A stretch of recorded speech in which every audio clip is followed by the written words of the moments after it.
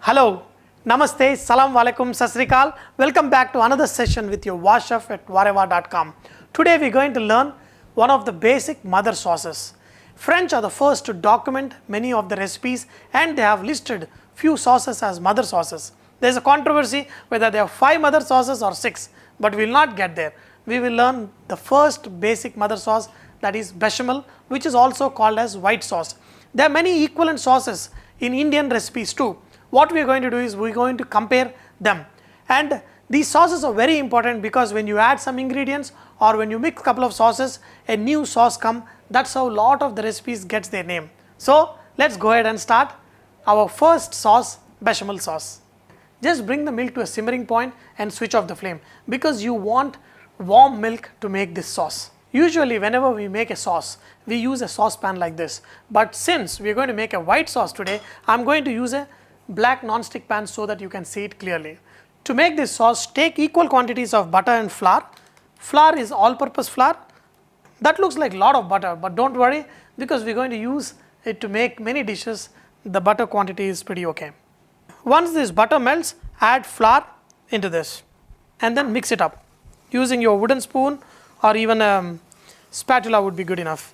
But make sure that the flame is a little bit low because we are making white sauce. We don't want this roux, what we call this flour mixture and butter together, we call it roux. We do not want to brown this mixture, but we want this flour to cook slightly so that the raw flavor goes away and you get nice flavor from this. If you have noticed, I have used yellow butter to make this Beachamal sauce. In fact, it is better to use white butter, that is unsalted butter, that is available in the market. I think it is a smart thing I have done using this black non-stick pan because I know you can see it very clearly now. Cook this butter and flour mixture slowly and make sure it does not brown. We are going to brown it in another recipe, in another sauce, but for this Beachamal sauce, that is a white sauce, you are going to make sure that the flour remains white. Now my roux is all ready. I am going to switch off the flame. The secret of making a good sauce is reduce the temperature of this roux and add the milk which is warm. Pretty much when you add both this mixture, the temperature is same that of the roux as well as the milk. Many times it is recommended that we cool down the roux. Lot of times in the restaurant what we do is we make the roux and keep it ready, and whenever we need to make a sauce, we add warm milk to the cold roux. That's when we will not have any lumps. Add milk very little at a time and then mix it up. See, if you add lot of milk in one go, then you will have lot of lumps form. So just add little by little and make it into a paste like consistency. In fact, if you have seen my videos where I showed how to make a batter without lumps, we use the same principle of adding moisture little by little. Now switch on the flame and slightly heat it while you continuously stir this mixture. Now this mixture is pretty good. I am going to add the entire milk. The main flavoring we use for this sauce is onion studded with cloves, bay leaf. In fact, I have used another clove to put a bay leaf also attached. Lot of times they do this, they say you can remove this onion and bay leaf together out after the sauce is ready and you don't need to strain the sauce. But I have always seen that these clove edges break and many times we have to strain the sauce. So you can just chop onions, add clove to it and a bay leaf, that also will serve the purpose. You can add this onion stuffed with clove and bay leaf in this, and that will also add some nice flavor to this sauce. Okay, now the sauce is almost ready. Just we are going to season it with a pinch of salt.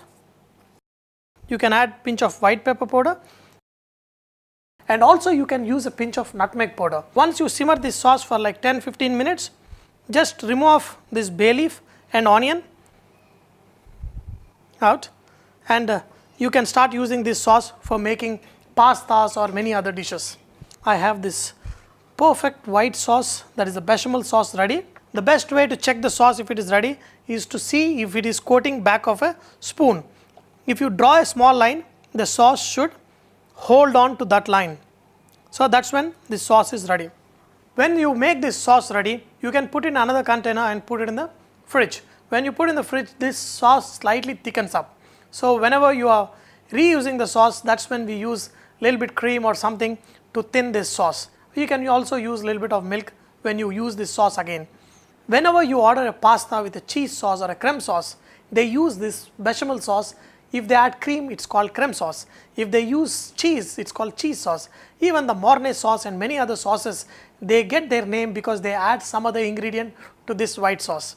Dear friends, this is the basic sauce, and we are going to build up and make many dishes using these sauces. When I was working in 5-star hotels, I've used this bechamel sauce not only to thicken a lot of my soups, but I have also used this bechamel sauce in lot of Indian curries. Like when I've made makhani sauce or even kormas, I added a little bit of this bechamel sauce. It not only gave a very nice silky texture to my gravies, but also it increased the taste of the dish.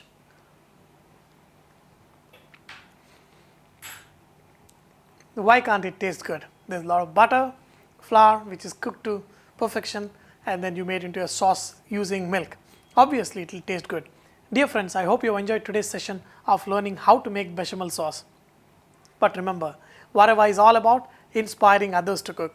So please post your recipes and cooking tips at vareva.com so others can benefit from your great cooking. Thank you.